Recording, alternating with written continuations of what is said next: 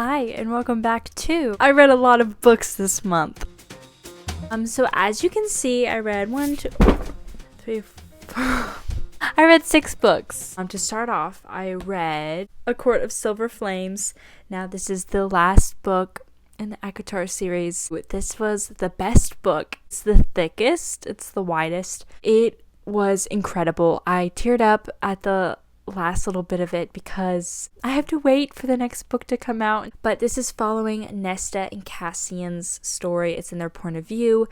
And you really learn a lot about Nesta, which is Feyre's sister. It really goes into why she's so rude. I felt for her in the beginning. You know, she was at a really low stance and everyone just kept reaching out to her. And that really helped. There's some fight scenes, and the fight scenes are honestly the best. They're not too long, but it has so much detail and it's so intense. It has so many just heartfelt moments, little sweet conversations. Nesta finally makes friends, and her friends made me feel something. They are the sweetest little friend group. I love them so much. This had such raw emotion, and like all the other books, there was a big mystery and a villain that they had to defeat. Please go read this series. It is incredible. It's fantasy. I love it with all my heart. I gave it 5 stars. The next book I read is Twin Crowns, and I actually saw this book on Amazon and it looked really good, so I got it. In the beginning, I wasn't really loving it, but towards the middle and end, it really got me there.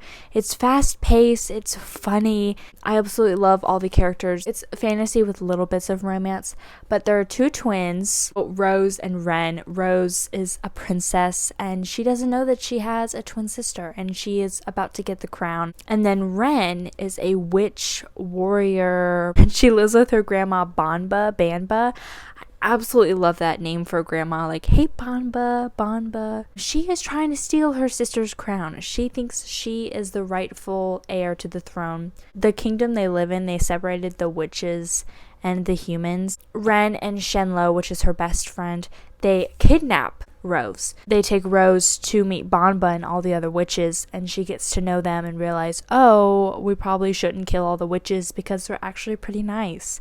Actually, they're not all nice. Ren, she pretends to be the princess. And then there's a villain, a low-lying villain. And so they have to fight that person. So at the end, there's like a curse for the twins that leaves a big plot twist at the end. I really like this book, so I gave it 4 stars. The next book I read was Cinder, and this is part of the Lunar Chronicles. And I have a relationship with this book. A few years ago, I tried to read it, and then I could never finish it.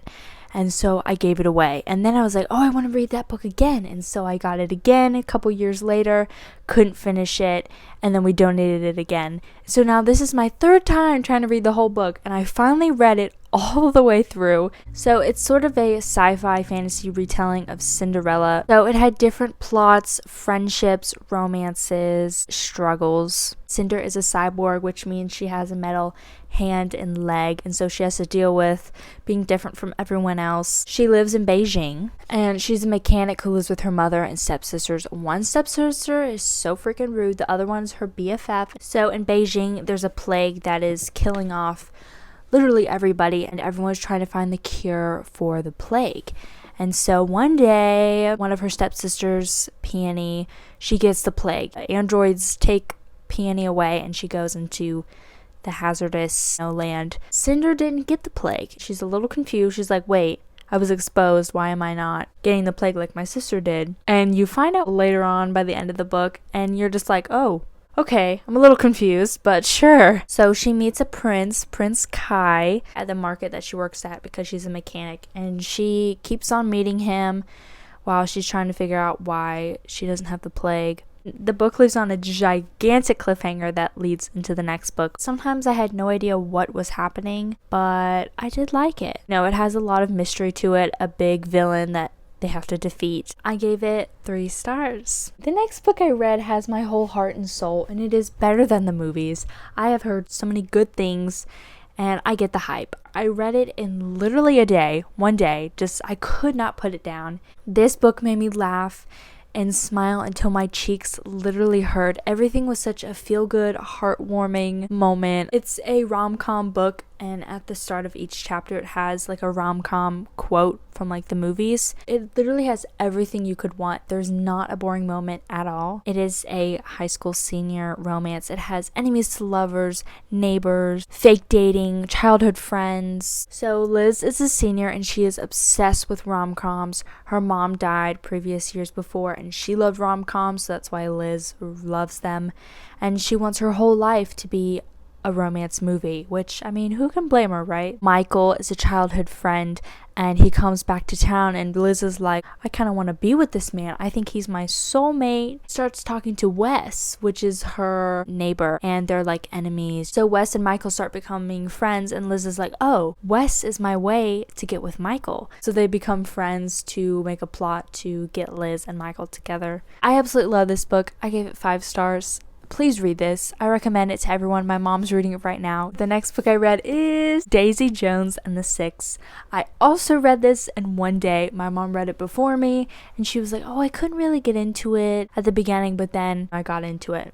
I did not know what she was saying because I was in it from the beginning. The whole book, I was sucked in. If you told me this was a real band in the 70s, I would believe you. Taylor Jenkins Reid makes it seem like it was an actual band, the way that she describes everything.